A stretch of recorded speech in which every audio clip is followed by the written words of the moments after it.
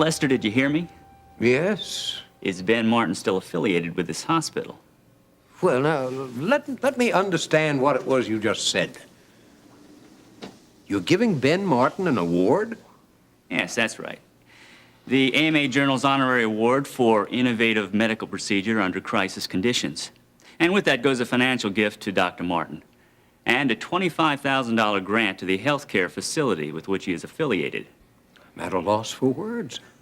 I knew you'd be happily surprised, and no doubt very proud of Dr. Martin's accomplishments. Oh, yes, yes. Well, are you sure? Of course I am, Lester. You should know me by now. I leave no stone unturned. Let me see now. I saw the patient Nancy Lawson yesterday morning. Dr. Martin did a brilliant job. But of course, I don't have to tell you that. Now, as to Dr. Martin's position on the staff here.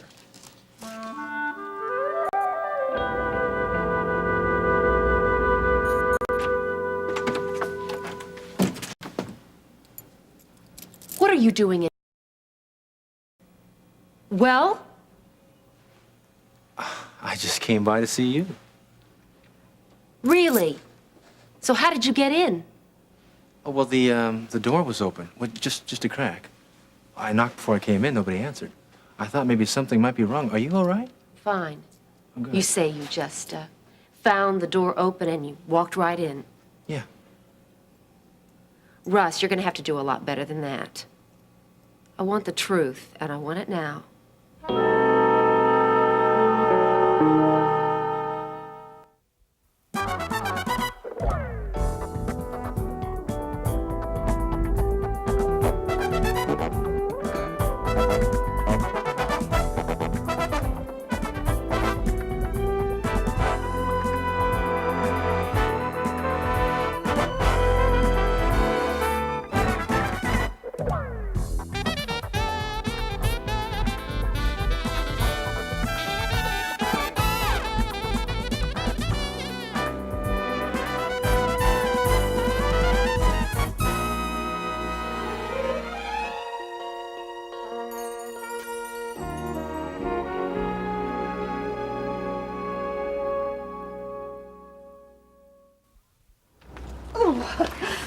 Is this the last of them, Miss Courtney? I hope so. I'll take them all up to your room. Oh, I can help you with them. Oh, no. It's all part of my duties here. And if you like, later on, I'll help you unpack. Well, thank you.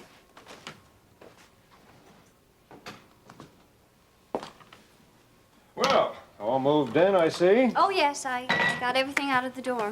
Well, your father and your fiancée will certainly be glad to hear that. I'm sure they will. You know, Courtney, living here will be very much like living in your own house, and I particularly want you to feel as if you belong here. Thank you, Uncle Charles. It's very nice of you. Well, after all, it's your happiness that counts. And I appreciate everything you're doing. I know you do. Thank you. It shows. Now, Oh, I'll get it. All right, thank you.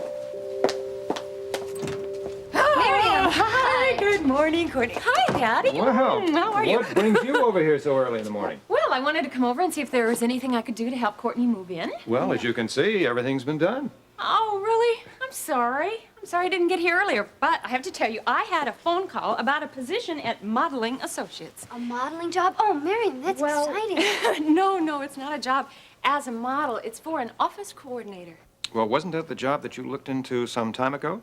Yeah, I did. I'm surprised that you would remember that. Anyway, it's with Amber Phillips. She's the manager of the agency, and I'm to be there in about an hour. Well, why are they taking so long to fill that position? I'm not even certain of that myself. I think it has to do with personnel changes. Somebody was supposed to leave that didn't. I don't know. It's that kind of thing. Well, you two ladies will have to excuse me. I still have some work to do in the den. Good luck on the job. Thank you. Courtney, I can't get over the change in him. Change? Well, yeah, I mean, it was just a few months ago. He was accusing me of being an unfit mother. And now he says that he hopes I'll get the job when he knows that my having a job will strengthen all of my chances of permanent custody for Eric. Well, then that is a change. Yeah. And I'm just glad that he's on my side now. And I am also glad, I must say, that you are handling this whole move so well. Good morning, Miriam. Hello, Miss Lucas. I've put all your luggage in your bedroom. Thank you, Mrs. Lucas. Now, anyone for coffee or tea? Oh, no, nothing for me. No, none for me either. Very well. I'll be in the kitchen if you need me. All right, now where were we? You were saying how surprised you were to see me happy. Yes, indeed, and I am. Miriam, it's all a facade. I've got to tell you, this is probably the most miserable day of my life. I'm sure I locked the door when I left. Well, then how did it get open? Listen, you stay there. Maybe I better check the rest of this apartment out. I don't think there's anyone else here. We never can be too sure. I mean, you said you locked the door. I found it open. It doesn't take a genius to open a locked door, Right. just somebody who knows how.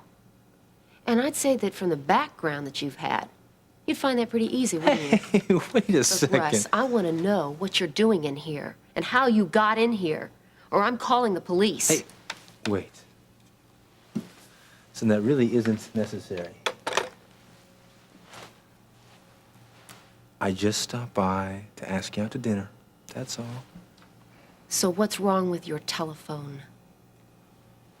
Well, I kind of preferred coming over and doing it in person. I don't believe you.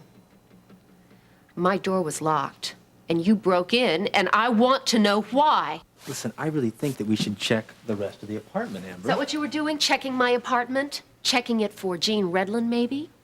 What? Gene Redlin, the guy from the Chronicle. I don't know what you're talking It's about, all Amber. beginning to make sense to me now. You know something? You are really one suspicious lady, just like Stacy told me. Stacy. Of course, yes, we're doing this all for poor little Stacy. Oh, come on. Look, Russ, now I understand why you were berating me one day and flattering me the next. They didn't work, so now you're breaking into my apartment. Listen, Amber, I really don't know what you mean. Gene Redlin's theory about a second bullet being fired the night my mother was murdered. Well, did you find anything? I wasn't looking for anything. Not a telltale bullet hole, maybe, or another set of fingerprints? Did you find anything, Amber? No, because there are none. You answered your own question. Hey, listen. How's about that dinner invitation? I don't believe it. Well, if tonight's not good, some other time maybe. Look, Russ, Stacy shot my mother. She confessed to it. And she's in that mental institution where she belongs. And if you think I'm going to have anything to do with you after this little incident, well, you're just as crazy as she is. I should have called the police in the first place.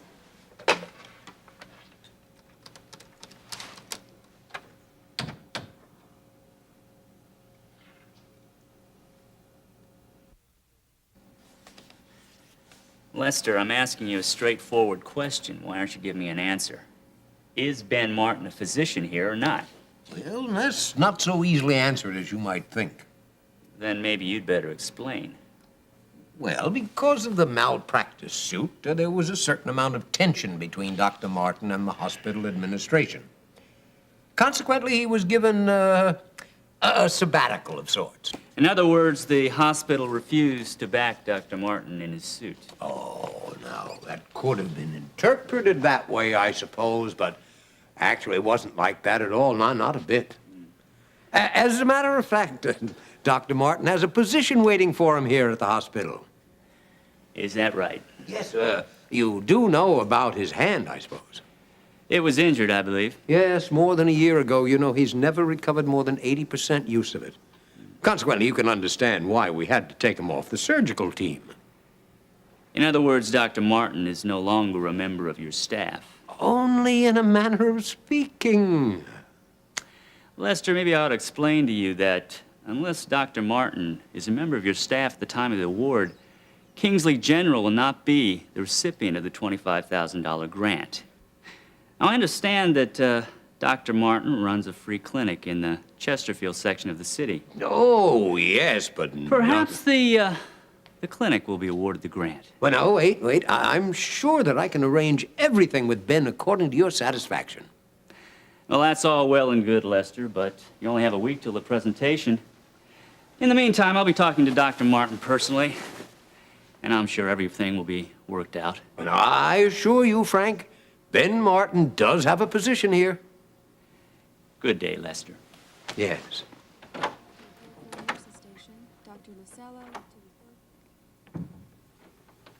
Good day, my Aunt Fanny.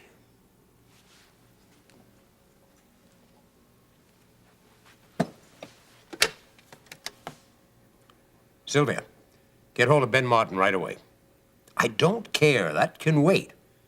I want an appointment with him as soon as possible. The most miserable day of your life? Now, what do you mean by that? Miriam, have you ever felt boxed in, confined? Yes, I can honestly say that I have. Oh, that's right, you were kidnapped. Well, then you'll understand better than anyone how I feel.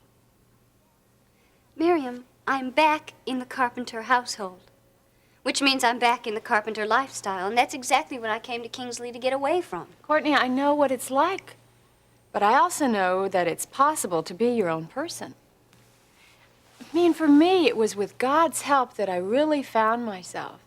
I learned who I really was, and it was apart from all of the pretense of being a carpenter, apart from all of the wealth, and I know you can too. I know how you feel about God, Miriam. I just don't think I can believe the same way. Yes, you can. I know you can, and anybody can if they want to. Oh, Mr. Myers. Mrs. Lucas, Mr. Carpenter is expecting me. Oh, very well. I'll tell him you're here. Thank you, thank you. Well, look who's here. Hello, Mr. Myers. How's your job at the Greenbrier? The Greenbrier? I didn't know that you... Actually, I was just there briefly. I was helping out a friend. No need to ask whom. Hello, Dan. Nice to see you. Charles, nice to see you, thank you. Have you met my niece? No, I haven't had the pleasure. Courtney, this is Dan Myers, my lawyer. Dan, this is Courtney, my niece. She's Preston's daughter. Ah, how do you do? It's nice to meet you. Same here. Thank you. Daddy, I need to be hurrying along to my job interview, so if you All don't right. mind helping me here. And don't forget and let me know how it all comes out, okay? I will. Bye-bye. Thank you. Bye. I have to run upstairs and do some unpacking. Nice to meet you. Thank you very much. Nice to have you here, Courtney. Now, those are two very beautiful young women, don't you think? Oh, yes. Yes, I do. But I'm pretty sure that that's not why you summoned me here today, Charles. So, what did you want to see me about?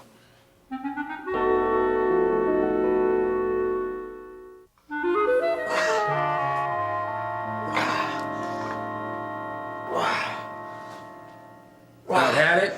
Nope. Oh, let's do some sit-ups. Sit-ups. Yeah, if I could use a few. Okay. Now hold my feet. Tell me something. What keeps you going? What do you think? Say hate mostly. You got it. What you hate? You gotta ask me that. This place, for one. Ain't that right, Buckwheat? Hey, watch your mouth. I'm gonna get out of here. Yeah, sure. Yeah, I am. I got a plan. Yeah, like every other jerk in this place. What kind of plan? I want you to go in with me. Hey, I ain't getting involved in no escape plans. Okay. Just listen to me. Hold my feet. You work in the laundry room, right? So? So, every once in a while, they have torn sheets. They throw them into sacks. They put them up on top of a truck. A linen truck. Ain't that what you told me? Yeah, so what? So, truck drives out of here, right? Right. Yeah, well, I'm gonna get in one of those sacks one of these times. I told you, Lance. Shut up. I'm not getting involved in no escape plan. You're in here for life. I got a parole in 18 months. Okay. I don't even need your help. I'll do it on my own. Hold my feet. You're serious, ain't you? I'm dead serious. I got a little score to settle on the outside. Well, Charles, I don't have a lot of time to waste here. What exactly did you want to talk to me about today?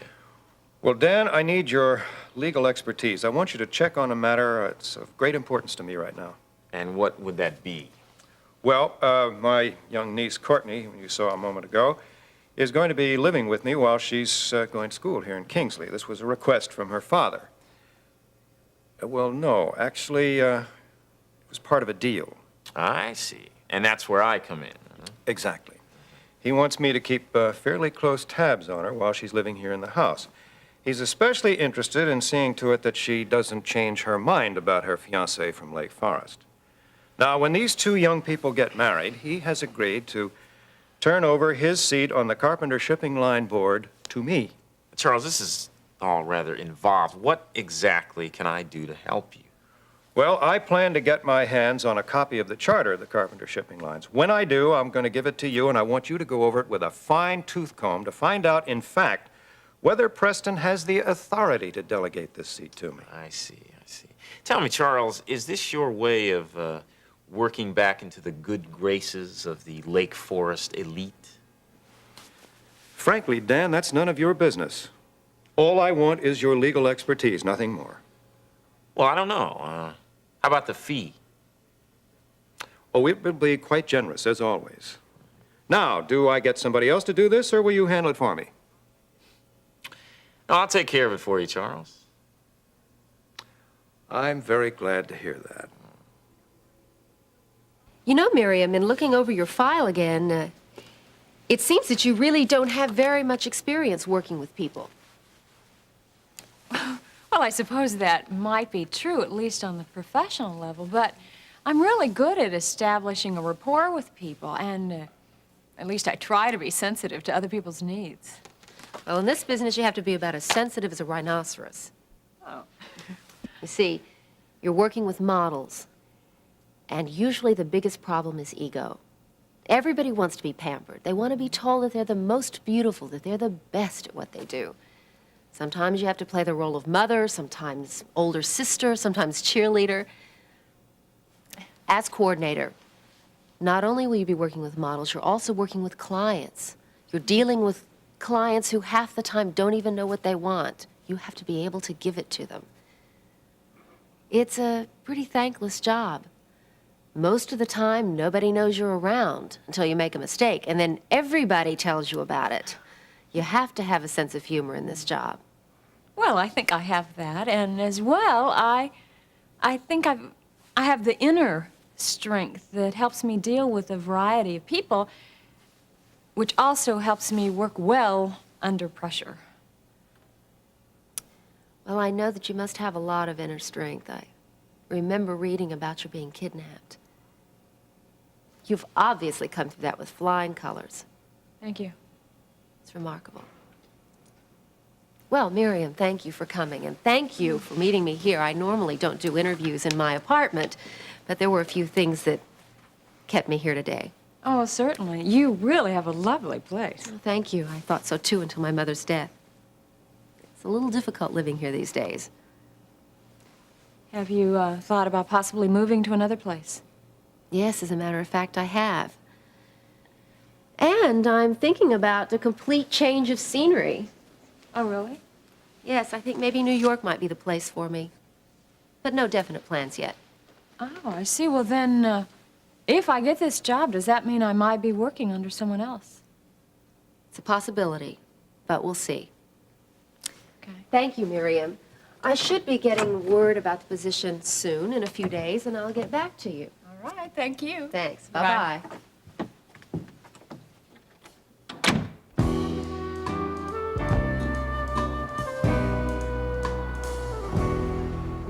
All this time that I've been pushing for the second bullet idea that I never really believed it myself. It's too incredible to be true. Yeah, Me too. well, it is true. The bullet is there, and that means Stacy did not kill her mother. That is something that we don't know for sure. What we Oh, know come is on, Harold. 2 bullets were fired in the apartment. That's all. Oh, wait, do you suppose Amber knows what we know? Well, I don't know.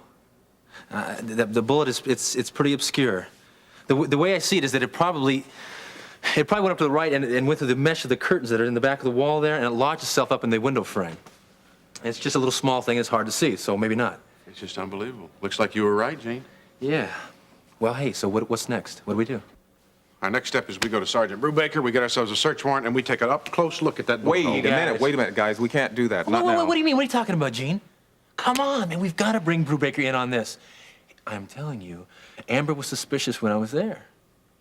Do you think she'd do something to hide that evidence? You bet I do. You've heard her talk about Stacy. I think she'd do anything to make sure she was locked away. Look, I understand what you're saying, but I think the thing that we need to do now, first, more than anything else, we've got to blow a hole through Sebastian's alibi. You've maybe got some kind of plan as to how we're going to do that? Yeah. Well, actually, that's a good question, because right now, I don't know.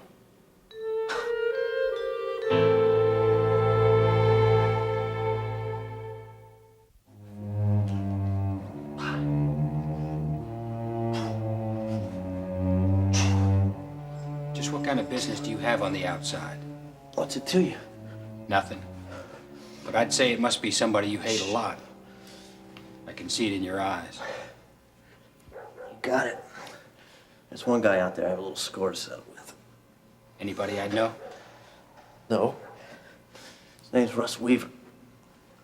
Oh, now, wait a second now. Well, if Sebastian Knight said that he was at the Perryville Dairy Conference with Carruthers, well, how are you going to prove otherwise?